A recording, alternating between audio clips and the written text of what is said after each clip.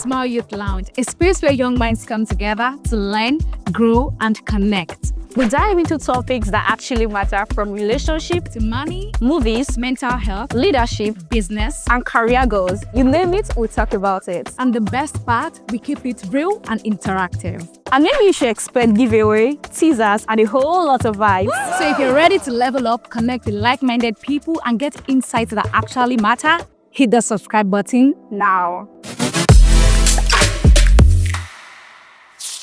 Hello, beautiful people. Welcome to S.M.I.L.E Youth Lounge, a space where we have honest conversations that shape the minds of young people in our society today. My name is Ruth Abimbola, and I remain your beautiful host. And today we are going to be celebrating the boy child in this episode of S.M.I.L.E Youth Lounge. You know, we have three amazing youths in the house who are going to be sharing their stories, their experiences, their perspective. In our society today, young people, especially young boys, are told to be strong, to not be emotional, to act a certain way. So on this episode of S.M.I.L.E Youth Lounge, we have three youths in the house, like I said earlier, who will be sharing their stories, struggles, growth, and success. Our first guest in the building is Blessing Oyebamiji, a graduate of physiology with a background in healthcare and research. He lost his father at a very young age, but found guidance through mentorship from men in his church. And today, he is an advocate of the boy child and passionate about mentoring young boys. Our second guest is Joshua Adeyeye, an entrepreneur and a graduate of mass communication who lost both parents early and had to face life's realities at a very young age. And our third guest is Emmanuel Adejare. Emmanuel almost gave up on school, but through mentorship and determination, he pursued his academic dreams again and recently graduated with a first-class degree in economics while successfully running a business. Wow. Gentlemen, you've had inspiring journeys. By the way, we've had Emmanuel on the show today. So it is a pleasure having you again. You guys have had inspiring stories, and we are truly delighted to have you on the show today. Welcome to S.M.I.L.E Youth Lounge. How do you feel being here today? Thank you so much for having me. You're welcome. I feel refreshed. I've always been watching Youth Lounge videos from time to time, and voila, here I am. Voila! Love that. Emmanuel, how do you feel being here the second time? Okay, hi everyone. Hi. Like you said, I've been here before, so it feels good to be home. It's like coming here and then exactly. S.M.I.L.E is home. At first, it felt new, but now it feels like I'm back home. So thanks for having me again. Right. You guys should have that feeling, actually. Everybody should have this feeling. S.M.I.L.E is home. And if you're not already part of an initiative like this, what are you waiting for? Joshua, how do you feel being on the show today? Well, I feel great. It's actually a great opportunity for me, and I've actually been looking forward to being part of this show. I think I've been invited twice, but because of my distance, coming from Kwara State out to Lagos State, it's a lot. So, but I'm very, very grateful to God, and I'm grateful to S.M.I.L.E for this wonderful opportunity. For being able to finally make it here. Sure. Right. To come and see a celebrity host, which is you. Man, I'm blushing, guys. Thank you so much, Joshua. As I said earlier, it's a pleasure and a delight having you guys here today. So let's jump right into the conversation. I'm going to start with Blessing, and we are going to be talking about childhood and reality. Let's start from the very beginning. Blessing, what was childhood like without a father for you? Were there some silent struggles you faced that people around you may not have noticed? How were you able to navigate that life? Thank you so much. You're welcome. So I lost my dad at a very young age. I was barely 5 years old when he passed, So as a child, I didn't really understand the grief, the absence. I didn't really get it. I get that. But I just know that life continued. Basically, I was like the normal boy, I had to adapt, without fully realizing the emotional impact that his absence really meant for me, So I had family members, I had relatives, I had cousins and all of that, they were all there for me, and I'm grateful for them actually. But there's a certain gap, a certain role that a father plays in the life of a child. In our Nigerian context now, more often than not, a father is the one who instills discipline, shapes the child, especially the boy now, from a very young age. So, when that gap is not intentionally filled now, it could raise certain concerns. So for me, one of the silent struggles that I had was I was basically internalizing a lot of things. Like I became very, very reserved. Not because I didn't have things to say, but I just didn't know the right person wasn't there to talk to. Who to talk to, and then how to even express what I was feeling. The way a child can just walk up to their father and say this exactly the way they were feeling. I couldn't do that, right? I just felt like people would not understand me. Questions about identity, about masculinity, a lot. So that just shaped my background, the way I started, just keeping quiet. I'm still very quiet today, and I can still say that was what caused it. So looking back now, I just felt like it was a struggle because I had lots of things to say. Maybe I would have turned out differently. But then I was just so quiet, and then mine was different. For some other people, the emotional instability, the feelings that they have, they would not bottle it up. They would burst out, and then they would be rebellious. But for me, I had to cover everything up and just process everything within me. But that was just it. So I was just surviving. Exactly. It was not, I didn't heal, but I was just surviving and just getting through it every day at a time until some other things happened. Yeah. Tell us about those other things that happened. Okay, well, I'd like to hear it. Yeah. So the very first thing that shaped, that changed that trajectory for me was my church. So I grew up in a Baptist church, and in a Baptist church we have a boy brotherhood group that we call the Royal Ambassadors. It's like a paramilitary group, it's similar to army, or to the boys brigade that we have in the Anglican setting. So we meet regularly, boys from age 10 till they get married. So the same way you have a 10-year-old, you have a 15-year-old, you have a 20-year-old, you have a 25-year-old. So far you're not married and you're a boy or a man, then you are in the group. So I had people I could, and they genuinely cared. I had people I could talk to about certain things I was feeling. I had people I could relate with. They gave me that community, that safe space to really express myself. So bit by bit, I just started coming out of my shell, and they were giving me the right set of values, and it was also very consistent. So it was not just someone motivated me to do something and that was it. It was consistent checking up, asking. I have people who say, okay, this is what you want to be. These are the combination of courses you take for your JAMB. People that will say, oh, you need to make sure you pass your, they were very, very genuine about their feelings towards me, like no strings attached. Right? And they were so loving. So bit by bit, I became very, very, it was just basically people saying, I've navigated this phase. You don't need to struggle to pass through this phase. I'm going to help you to go through. So that was it. That laid the foundation for me. Wow. That's really, really interesting to know and hear from you. And a big shout out to every single person that contributed positively to Blessing's life. We are grateful. On behalf of S.M.I.L E, we say a big thank you. Because without you, we don't think that Blessing will be here right now on this episode of Youth Lounge. Now, let's move very quickly to Joshua. Joshua, I'd like you to jump into this conversation. You lost both parents at an early age. And what would you say the experience was like for you when life suddenly changed for you as a young boy? What did growing up too early look like in your reality? Well, for me, it was not easy and it was not very, very smooth.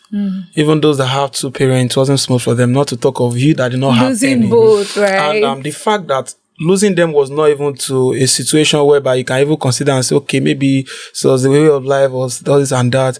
It was something that you even lost them before you lose them. If you, what do I mean by that? Imagine I was 5 when mom and dad went their separate ways. I was 5 then, 5 years old of those days, do not know anything. I can't even remember my mom's face, even though if she was alive. But we got the news that she was late. And my dad was not available. He was a drunkard. He was a bus conductor in Oshodi, in Ikorodu and the like. So he was not available as a father until he died. And, my dad died in my hand. So that's the first time I'll be seeing a dead body in my hand. So sorry he about was poisoned and, we were taking him to General Hospital in Lagos. Then he gave up the ghost and he vomited the poison and everything. So that scenario alone, it can traumatize me personally. But I've grown to an extent before my dad died. So now, growing up was not easy, but thank God for our guardian angel, which is our grandmother, my dad's mom, who took us and said, okay, guys, these children are not going to go on the streets. I'm going to pick up these children and take care of them. Anything is going to cost. So what our childhood actually cost us was the fact that we didn't experience parental responsibility. We did not have parental care. We do not have anything that is called emotional connection with people. We don't even know how to build a relationship because those are the basic things that your family will teach you. This method of savings, learning how to save, your mom will give you 10 naira, you save 10 naira, save 5 naira, begins from our childhood till we grow up. Sure. We don't have that while growing up. You understand? We lack those basic amenities that a proper child should actually have. But thank God for my grandmother. She said, okay, Josh, we are going to send these people to school. And the best way we can support her is to hawk sachet water on the streets of Lagos. Wow. We are going to sell sachet water, plastic drinks, and they hold up 12 a.m. We are still there. We do not know time has gone. Myself and my siblings. You understand? So growing up was not really, really comfortable, not convenient. You understand? Aside from losing our parents, we were neglected in some ways. But thank God for our grandmother. But there's an experience I can never forget. My dad and his dad were not in good terms because my dad joined bad gang, and that bad gang did some negative things that led to my grandfather's eyes being blind. So as a result of that, he was not taking the revenge on we, the children, to the extent that we were sent out of his house and we were sleeping in an abandoned car beside his house for almost a year. Wow. Yes. So not until people went around and started begging and all. Another thing while growing up was that we had to beg before we could eat or survive. Wow. You know that feelings where you see your neighbors, because we have a house that we have neighbors. When you see your neighbors every Sunday, they are eating chicken, they are eating fried rice, and you'll be feeling like, putting on nice clothes. Nice clothes. You feel like, can't we do this? So they said that leads myself and my siblings into stealing. So we started stealing people's money. And guess what we used the money for? To get chicken. Chicken that our neighbors were eating. So it was as bad as that. But thank God for growth. Thank God for networking with people. Yeah. Thank God for good people in our life, like my teachers when I was in secondary school. And thank God for my grandmother that stood at stand and no, let these people go to school. From there, they might, become someone we can never imagine in life. It's very painful that she's not alive to even experience all these things. So sorry. You understand? So I think that was how I spent my childhood growing up, but it was not easy. But we thank God we are here today.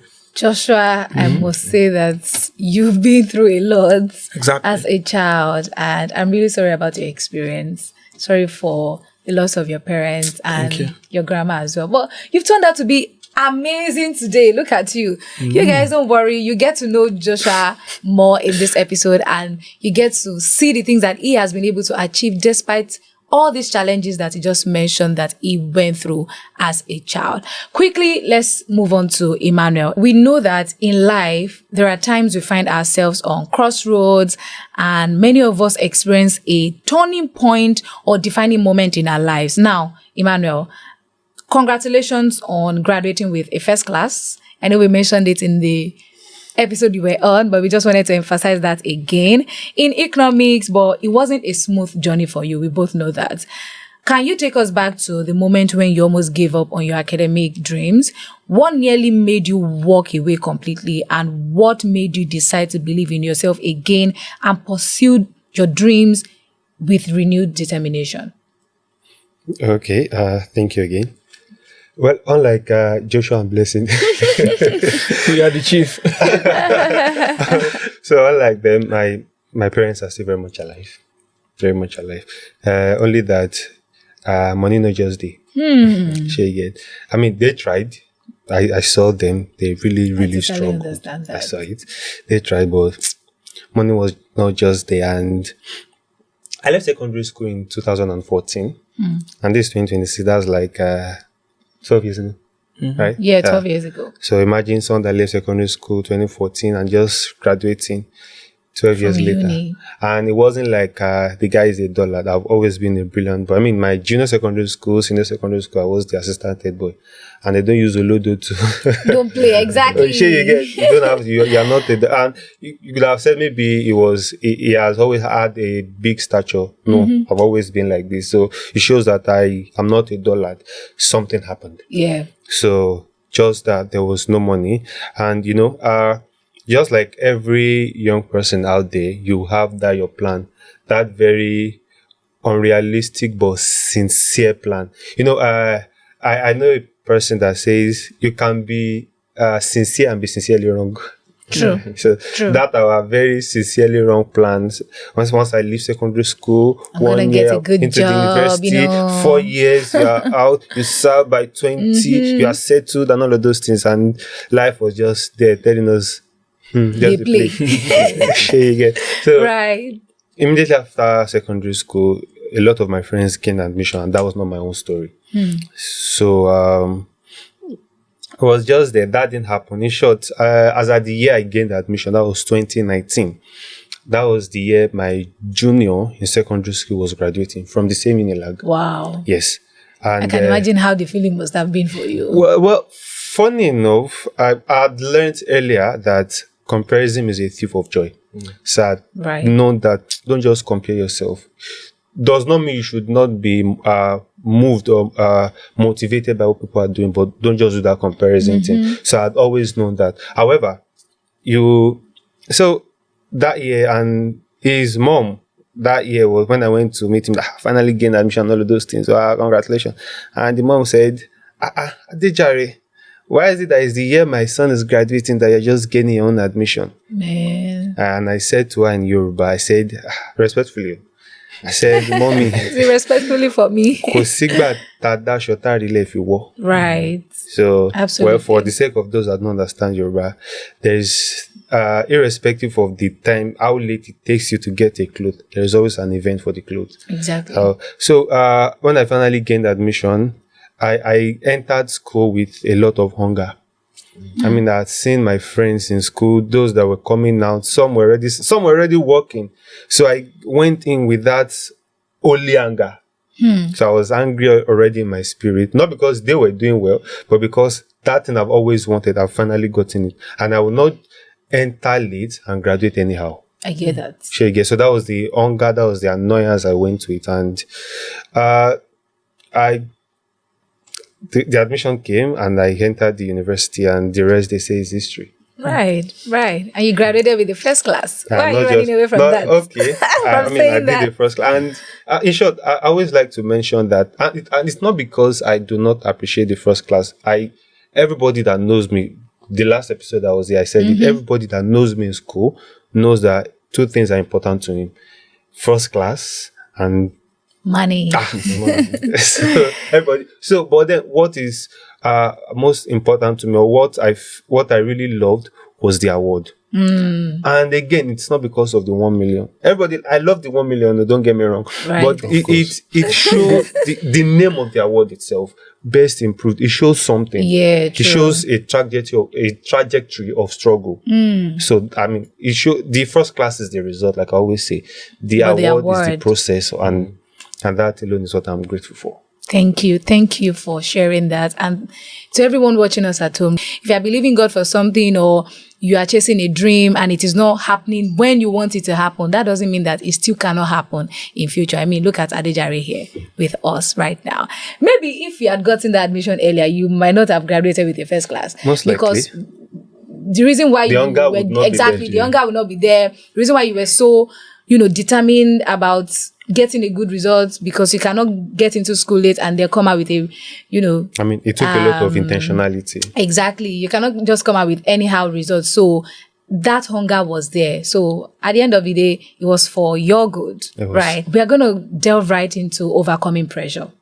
And I believe that you guys have heard of people who, due to peer pressure, got into some things, started, emulating some bad habits from their friends, from, their circle and things like that. So my next question for the three of you is, I want us to digress a little and talk about peer pressure.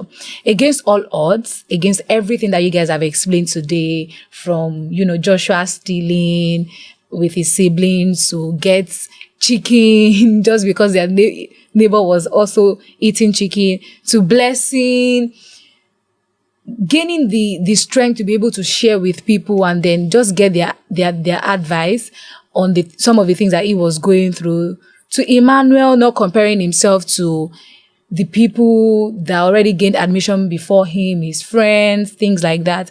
Despite everything, you guys are here today. And you're not just here, you're doing well for yourself as well. So you turned out well against all odds. Today, many young people are heading in the wrong direction. We have people doing drugs, internet fraud, gambling, cultism, and other destructive lifestyles, often because of peer pressure, basically, nothing more. Some people even have good backgrounds. You see those rich kids, their parents have everything. There's no need for them to steal or engage in some of these things. But because they see their peers doing those things, they feel like they should also engage. So many of these things seem glamorous and exciting. And that's why, some of them engage in it. They seem cool to them. But three of you have chosen to not go in that direction, to choose a different path for yourself. So what do you think the boys who go down that path are truly searching for from your own perspective? And are there practical steps that you can share to this, young audiences watching us today to avoid falling for these traps and that could derail their future? Who would like to go first? Okay. Okay. Emmanuel. My mom always say that Omotio niya kokinde boy. Yeah, and these proverbs. Oh my God. That's not to say. Yes, thank you, Blessing. So I've always had that at the back of my mind, that if you get into trouble, a boy child, an average boy child, is known to always get into trouble. True. Social Very vices and all stubborn. of Oh my those God, things. you just reminded me of my brothers. Even though I would say that I was not really stubborn, but I chop cane. Not because I was stubborn. Maybe they just feel like beating me. That was We understand. We already understand that part. So she always said that. And that alone was, because she would tell me that if you get into any police trouble, they were both alive. They are still alive. But but the money to bail you, where will it come from? Exactly. Is it the money that I'm supposed to use to feed you and your siblings? So that alone is enough for me to say that, this is not the time for you to blend in, but stand out. Right. Share you get. So it was just, I've always had that mentality of you cannot be the same thing that every boy out there is turning into. So I didn't grow up having to deal with, in short, I would say that I didn't grow up having a lot of peer pressure because you are doing what you are doing and I'm not even saying it. All I have at the back of my mind is there's no money at home. So if you go and get into sure, my dad always tell me that I've been in Lagos since 1972. I have never entered police station once. So I can't, at my young age, be having police issues. Right. So I think the bulk of the issue that young people are having is the problem of wanting to blend in and having difficulty standing out. Because, sadly, look at our generation. We see standing out as being boring. And then blending in, if you are blending in, that means it's fun. You are doing the in thing. You know what's up. So, and if you have that ability, now to the practical step now, just to keep it short, if you have that ability to say, you know what, the fact that you are all doing it does not mean I should do it. And have it at the back of your parent might still be alive, but know that Omotio Niya.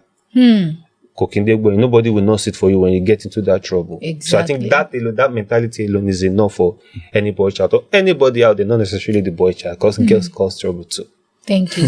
What do you mean girls cause trouble?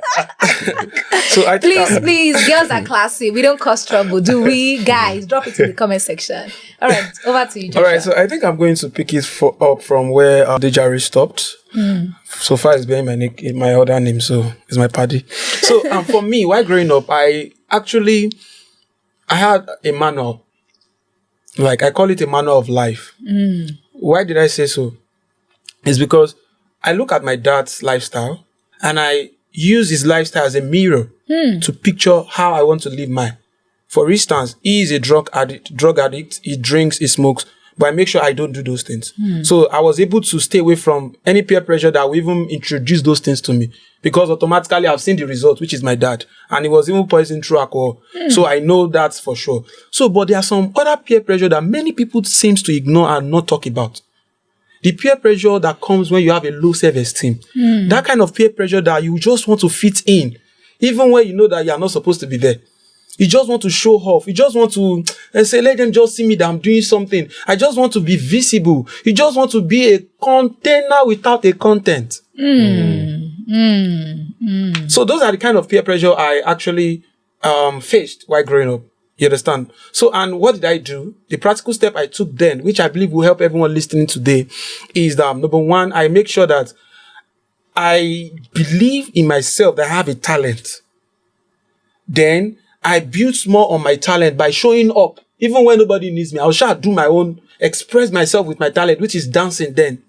Now, that talent now give birth to building relationship with people.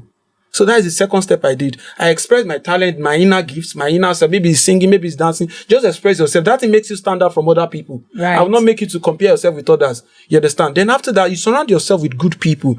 Good people are everywhere, but they are scarce. But you are going to attract them if you are a good person as well. Right. It's as simple as that. Then the third one was I actually did then was a mentorship. I think it was during the period of my secondary school. That was when I met S.M.I.L.E. And I go through some mentorship program. And those mentorship program, whenever they are talking, everybody be saying, But me, as I'm saying, I'm saving it in my left hand. So I'm not easy to eat. You understand? Even though I want to wash my hand, I will throw it in my back like this and keep it there. So when I'm there, I'll pick it back and hold it. So I can use those things we learned there. You understand? Then, those 3 steps, you can take them very serious. It will help you. Especially if you are still young and you are yet to get to our institution. Because by the time you get to our institution, you might find it so difficult to amend. Yeah. You understand? So it starts from now. Foundation is everything. Just like I do say, if your foundation is faulty, then the building will collapse. You understand? So surround yourself with good people, express your God-given talent, because it's going to open doors and give you opportunity and makes you unique from others. Then the fifth one, make sure that you go for mentorship. You understand? Have a mentor. Then during that S.M.I.L.E program, they will ask us, who is your mentor? Me, I do not know. I'll just be looking like this. Until I few months after the program, and I start realize, okay, so this is what they mean by mentor. You know, they taught us core value and many other things like that. That today, I can actually say those are the things that help me. And I believe if you listen to me at home today, you can take those practical steps. Peer pressure is not just by influencing you to drug or anything. Anything that does not make you to believe in yourself. You have no self-esteem. They tell you can do, until someone tell you can do this thing before you can believe you can do it. Then something is wrong somewhere. Peer pressure is not just by drugs, cultism. If you don't believe in yourself, then I think that you are under peer pressure, according to Joshua. Thank you so much for sharing that. Let's move on to Blessing.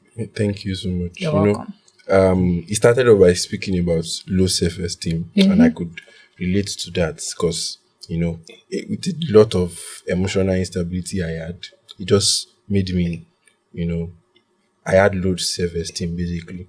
But because of the community, everything was going well until I was now away from them. So, and the thing is that every boy child kind of seeks validation. That's also something we don't really talk about so much. I mean, we assume that a boy is, you know, is capable, is strong and all that. But deep down, the boys also have someone they are looking up onto. Absolutely. The good boys have role models, and even the bad ones. You would be surprised that baby Agueros, you know, it's a baby for me. They look up to the Egbon Adugbos. Yeah, true. They look up to the Egbon Adugbos too. They also want to please them, right? Because they want to feel that sense of that sense of purpose, that they are also important in their own sense, right? So I remember a particular time in my life, 2018, I was doing my A-levels program in a uni, and that was my very first time away from family, so to say, or communities. I was on my own, and then that was when the real word that he was talking about came in. You know, I remember we had class that day, and then just after the class, we went to the field. My friends were playing ball. I was just tired, so I was like, I'll keep their phones and their bags for them. And then I was just watching them doing my thing. They were playing ball. And then all of a sudden, some guys came to the field as well, about 6 or 7 of them. They came and they sat down. And then before I knew it, I was seeing smoke. They were behind me, but I was just seeing smoke. Okay. Then I was smelling something. And I looked back and then they were smoking. Okay. So I was like, so this is the uni that they are talking about, And then out of, let me say, their good mind, they wanted to share with me. Good mind indeed.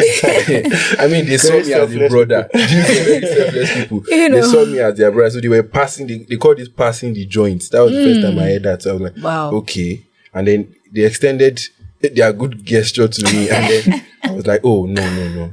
I mean, everybody would say no, right? And then they were surprised. No, Asao. What do you mean no? Take this thing, and I'm like, are you people see?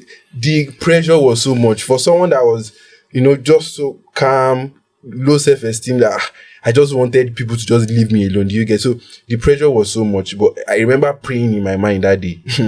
I was praying to God, if I can escape this day, I promise you I won't do this thing again. I won't fight myself, because I was blaming myself for even being there in the first place. It was a public place, right? So they were just trying to. They were surprised that I could say no, but then they were pressuring me still. So it was just. It was painting to me how seeking validation just brings you down at the end of the day. If you try to do something to please others, at the end of the day, you suffer for it. And lose yourself. You lose yourself. Do you get? Because if I had done it that first time, I'm sure that will not be my first time. And one thing I know is that when you start, but you don't really know when you end. When you get hooked. There are lots of people that are they are hooked now from one to another. Just because they were seeking validation, they didn't want to appear weak. Yeah. Do you get? People have defined what masculinity is for them. But for me, I think masculinity is really about self-control.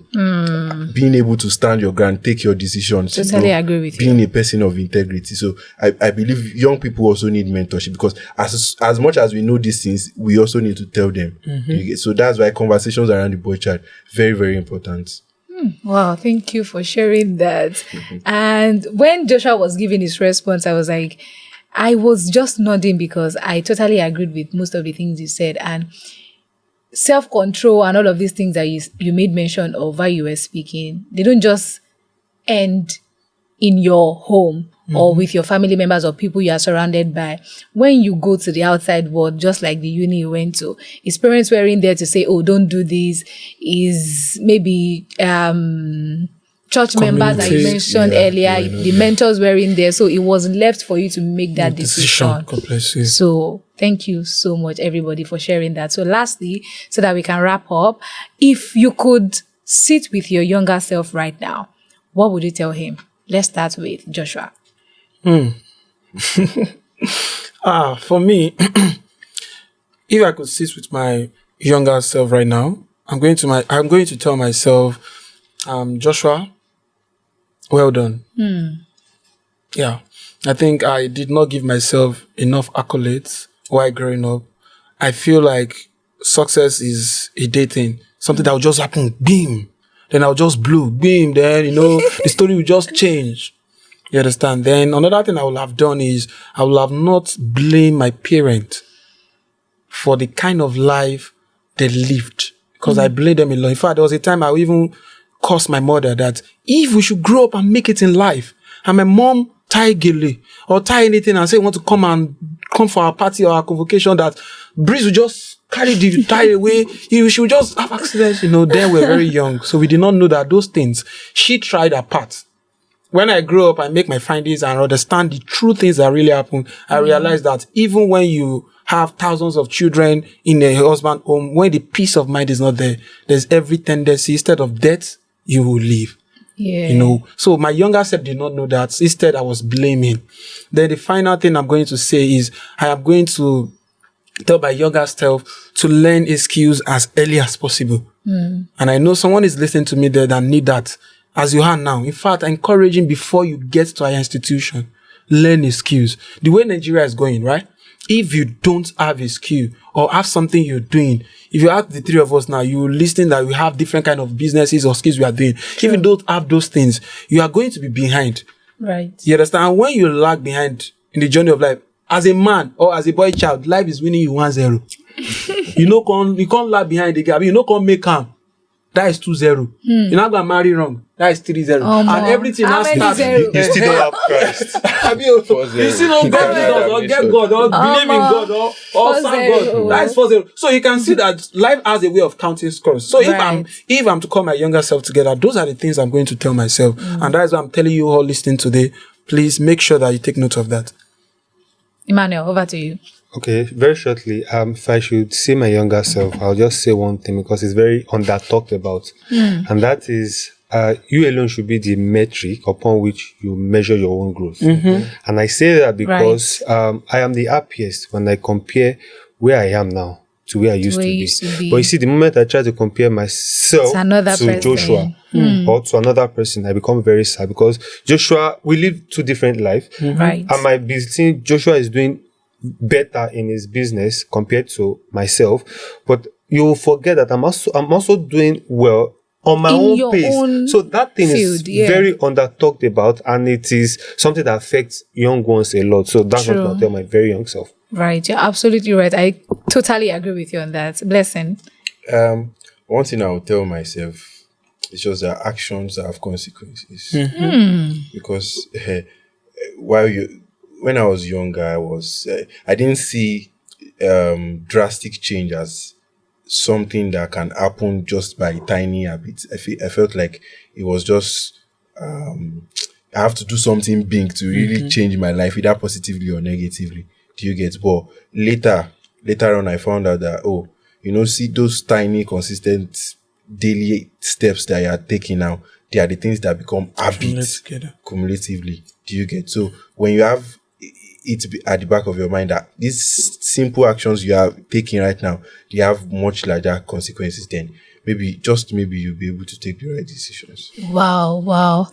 There's so much to unpack from this episode. I'm still trying to sip everything, let everything just digest, and then so that I don't forget anything, because if I do say so myself, I've learned a lot from you guys. And if nobody has told you, I'm very proud of you. I'm very proud of every single one of you. On behalf of S.M.I.L E, we say that we are proud of how you have turned out in our society today. And to everybody watching, we want to say a very big thank you for watching this episode. We hope that you've been able to learn something, especially to the boy child watching right now. Just like Blessing said, actions have consequences. Like Emmanuel said, do not compare yourself to anybody. You should be your own competition.